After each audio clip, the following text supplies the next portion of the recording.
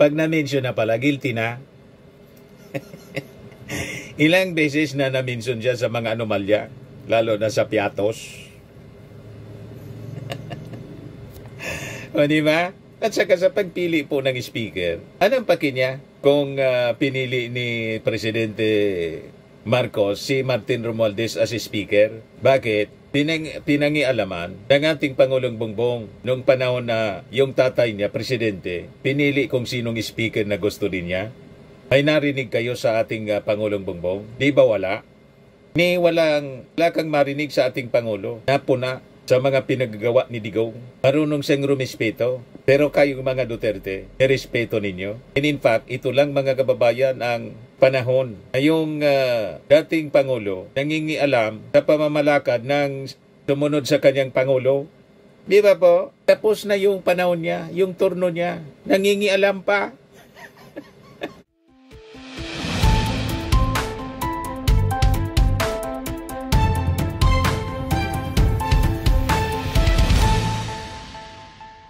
Hello po mga kababayan, si Dante Maravillas, Bicolano Vlogger Broadcast Journalist from Albay. O ito yung balita ngayon, Martin Romualdez Saldico to be invited to Senate Blue Ribbon hearing. Di ba? Ano bang reklamo ngayon ni Chis Escudero? Iimbita na ni Ping Lacson. Sabi ni Ping Lacson that while the Blue Ribbon Committee which he chairs was still awaiting some developments in the case, before scheduling the next hearing, it would already send invitations to Romualdez and his colleagues. So sabi ni Ping Lacson, this should debunk the perception of some sectors that the Blue Ribbon Committee is targeting, favoring, or even protecting some personalities.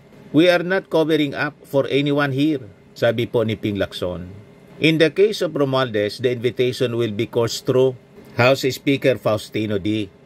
in observation of the time-honored interparliamentary courtesy between the two houses of Congress. Sa kaso naman ni Saldico, sabi ni Ping Lacson, the invitation letter will be sent to his address. Kasi nag-resign na po ito. Now we know he is in abroad and will not show up. If that is the case, we will issue a subpoena and then a show cause order, sabi po ni Ping Lacson. Walang kinikilingan po si Ping Lacson. Straight guy po si Ping Lacson. Siya ang pinaka-straight dyan sa Senado. Pagdating po sa issue ng korupsyon at itong issue sa pork barrel, sa budget, may pitch si Ping Lacson. May credibility po siya to handle the case, lalo na itong investigasyon sa flood control anomalies. Kaya siya talagang pinaka-credible na chairman ng Blue Ribbon Committee. Walang sinasanto po si Ping Lacson. O ngayon, kanina sa press con, napag-usapan ito mga kababayan sa press briefing ni Yossi Castro, si Saldico, si Martin Romualdez at kung ano-ano pang mga issue na itinatapon sa Marcos administration. Pakinggan natin mga kababayan, panoorin natin yung press briefing ni Yossi Castro.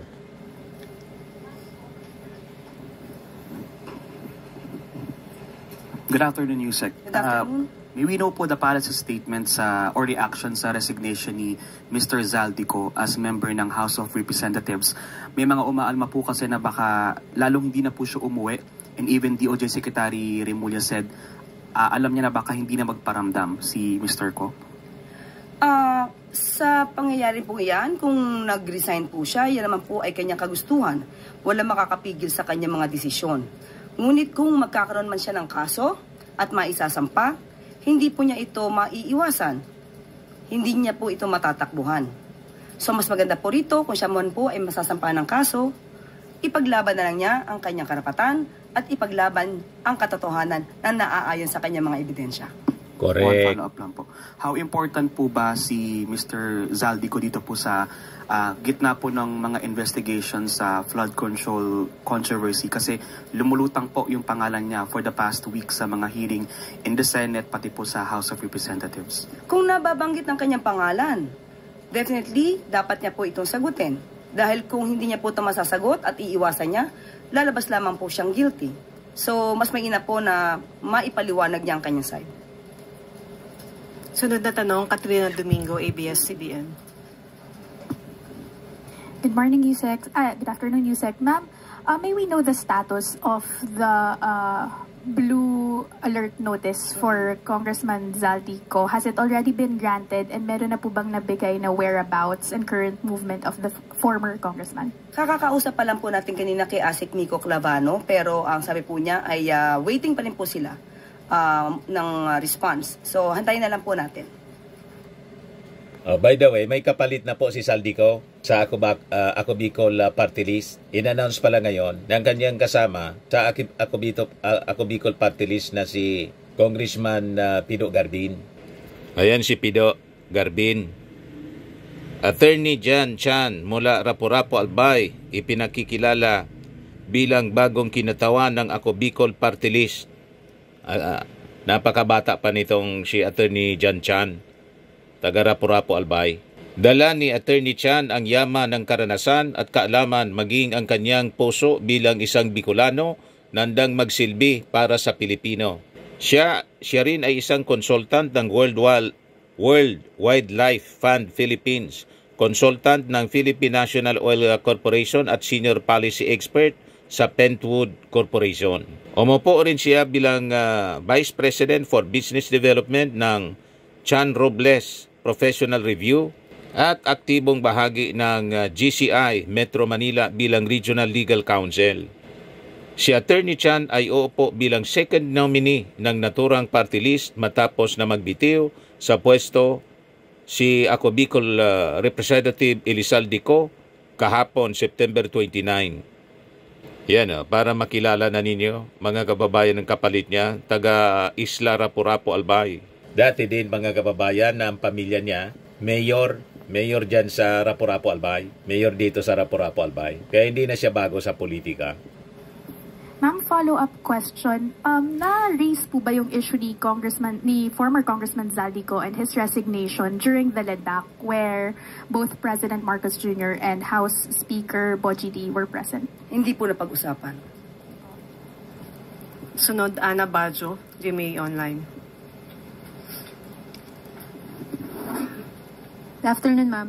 Ma'am, may we just get palas po? Sino po yung namili kay Azurin to be the special advisor? Is it the ICI or President Marcos? And ma'am, what were the things considered para si Azurin po yung mapili nating kapalit ni Mayor Magalong?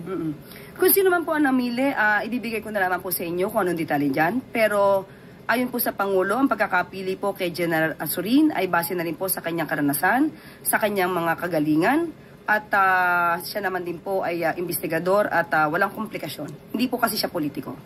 Ma'am, but how confident is the President with Azurin being the special advisor po ng ICI given na he was implicated po sa isang, he was accused of allegedly covering up yung drug haul sa Manila noong 2022, though hindi naman po siya kasama sa nakasuhan. So, yan po, maliwanag. Kayo na po nagsabi, hindi nakasuhan. Kasi kung naakusahan lang, madali po kasi mag-name drop. Madaling magbanggit ng pangalan. Madaling magturo, lalo na ngayon. Pero iba po kasi kapag nakasuhan at nagkaroon ng desisyon ng conviction. Thank you, ma'am. Sunod, Ivan Mayrina, GMA News. Yusek, good afternoon. In a privileged speech, Senator Chis Escudero claimed, among others, that the investigation on flood control projects is following what he calls a script by the former Speaker and the President's cousin Martin Romualdez. Ang implication ho nito, selective ang nagiging investigasyon and happening at the behest of just one person, na hindi ito yung gusto mangyari ng Pangulo. Ano ho ang pahayag ng Malacanang kaugnay sa naging privileged speech ni Senator Escudero? Kung yan po siguro ang kanyang napapansin at nakikita, malamang hindi naman din po yan ang napapansin ng iba. Sabi nga po natin, sa ngayon, lahat po ng naituturo, lahat na nababanggit na pangalan, dapat nating i-considera na inosente. They should be presumed innocent until proven guilty. Let us go to where the evidence leads us. So, ang mangyayari po dito, hindi po kasi nadadaan sa magandang talumpati, hindi nadadaan sa pagtuturo ang pagpapanagot sa mga nasabing umabuso ng pondo, kundi sa pamamagitan ng sapat na ebidensya. So, mga ebidensyang ito, maaari naman pong ibigay sa ICI at ang ICI naman po ay isang independent commission na maaaring tumingin ng lahat ng mga evidence facts, records, para matumbok kung sino ang dapat ng panagot. Nabanggit niyo po yung ICI and still on the former speaker. May pahayag po si Vice President Sara Duterte. At if you don't mind, babasahin ko po yung portion na hihingan ko kayo ng reaksyon.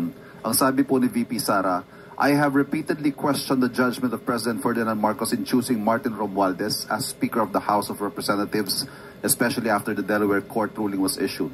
Sadly, President Marcos continues to display this flawed judgment by merely changing the leadership in both houses of Congress while keeping a stranglehold on the flood control probe through the creation of what is supposed to be an independent commission on infrastructure that is clearly under his control. One day, the flood waters of truth and accountability will flow all the way to Malacanang, and on that day, the Filipino people will finally decide that we deserve better.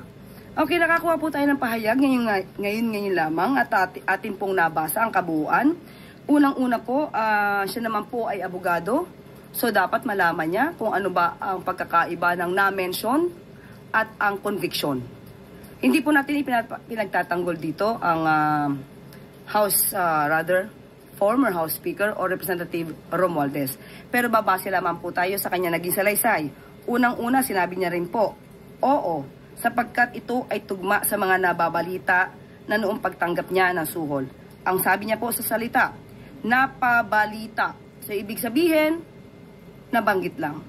Pero walang naging desisyon ng korte. Correct. Tungkol sa di umanong suhol. Chismis. Pangalawa, sinabi niya po na bakit pinili ng Pangulong Marcos si Representative Martin Romualdez bilang Speaker of the House. Wag niya pong kalimutan na mayroon pong separation of powers. Wala pong kinalaman o wala pong maaring responsibilidad sa pagpili noon kay Representative Martin Romualdez bilang House Speaker. So, wag niya pong kakalimutan yon. At yung binabanggit niya pong Delaware decision sa Delaware Court, muli, nakita po natin to pero wala rin pong mention na si Speaker Romualdez or si Representative Romualdez ay guilty. Ang sabi lamang niya dito sa kanyang pahayag na mention ng 17 times. So, siya po mismo, ang Vice Presidente ay na-mention din sa mga di umano-anomalyang na transaksyon. Dapat po ba natin siyang husgahan? Katulad ng ginagawa niya ngayon sa ibang mga mambabatas. Na back to you? Pag na-mention na pala, guilty na. Ilang beses na na-mention siya sa mga anomalya, lalo na sa piatos. O diba? At saka sa pagpili po ng speaker, anong paki niya kung pinili ni Presidente Marcos si Martin Romualdez as speaker? Bakit? Pinangialaman ng ating Pangulong Bongbong nung panahon na yung tatay niya, presidente, pinili kung sinong speaker na gusto din niya. Ay narinig kayo sa ating Pangulong Bongbong? Di ba wala? Wala kang marinig sa ating Pangulo na puna sa mga pinagagawa ni Digong. Marunong siyang rumispeto. Pero kayong mga Duterte, irespeto ninyo. And in fact, ito lang mga kababayan ang panahon na yung dating Pangulo nangingialam sa pamamalakad ng sumunod sa kanyang Pangulo. Di ba po? Tapos na yung panahon niya, yung turno niya. Nangingialam pa. Pati yung anak, yung Vice Presidente, nangingialam. Hintayin mo na ikaw ang nasa posisyon. Sa 2028 pa yon, hindi pa ngayon. Atat na umupo. Unstable daw, sabi ni Sara sa presyon kahapon. Yung gobyerno ng ating Pangulo, unstable na daw. Ang unstable po, yung utak ninyo. Malinaw na malinaw. Ito ang unstable. Ay, imagine, oh. Tingnan ninyo. Gusto ko tanggalin yung ulo niya. Yan ang malinaw na unstable. Tapos sabi ni Sara dyan, kinukulam daw siya. Nag-arkila ng kontrata ng mangkukulam si President Bongbong at si Lisa Marcos. Pinakulam daw siya. Umabot na niya sila sa kulam.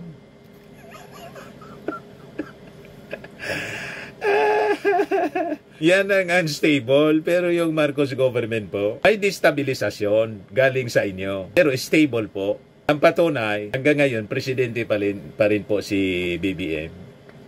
Pumunta kami doon. Kinonfirm ko sa Manila.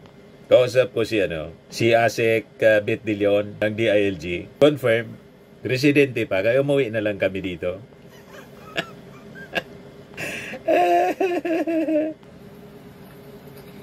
Ma'am, sorry. How about on this point where the VP is saying that the floodwaters of truth and accountability will flow all the way to Malacanang? Maski na po mismo, napakinggan po natin si Senator Chis Escudero kahapon. Kahit na nga po ang Pangulo, sinabi po niya na walang kinalaman at siya pa po ang nagsumbong kung anong nagaganap. Correct. Kaya wag niya pong ipahid. Wag ipahid ng Vice Presidente kung ano man ang patungkol sa mga anomalyang nagaganap ngayon. Correct. Hindi po malilinis ng Vice Presidente ang mga akusasyon, hindi lamang akusasyon, kundi pag-amin ng kanyang ama mismo tungkol sa pagnanakaw Correct. sa Pondo ng Bayan. Inamin ni Digo. Kung ano man ang nangyari, may mga ninakaw daw siya. Kaya lang ubos sa na. Pangulo na ngayon, mo nagpapaimbestiga na maanumalyang flood control projects. Ubos na niya. Ang tanging niyang alam ay sirain ang Pangulong Marcos Jr. Thank you. Sunod, Eden Santos, Net 25. Yan itong makulit na, reporter ng Net 25. Good afternoon po, Yusek. Gaano pa rin po kasolid ang Armed Forces of the Philippines sa gitna po ng mga nangyayaring korupsyon sa gobyerno at may mga Sara sundalo na Duterte rin po yung nagsasalita sa SOCMED in support po dun kay Gutesa. DDS po yan. Paniwala pa rin po, may tiwala po ang ating Pangulo sa ating mga kasundaluhan na sila po ay mananatiling matatag at ang kanila lamang na ipasusunod ay kung ano po ang sinasabi ng konstitusyon. At lahat naman po tayo, hindi lamang po ang kasundaluhan ang galit sa korupsyon. So, atin pong igagalang ang kanilang mga mensahe dahil hindi po lahat ng tao gugustuhin na manakawan ng pondo ng bayan. Wala naman pong mga intel reports na wala nga kumikilos na po sa AFP para mag-withdraw ng support sa Pangulo. Nadinig ni General Bronner, sinabi po niya wala na nga mananatili at hindi po sila sasali sa gitong klaseng gulo at ang papatupad lamang po nila kung ano yung nasa konstitusyon. Correct. Thank you.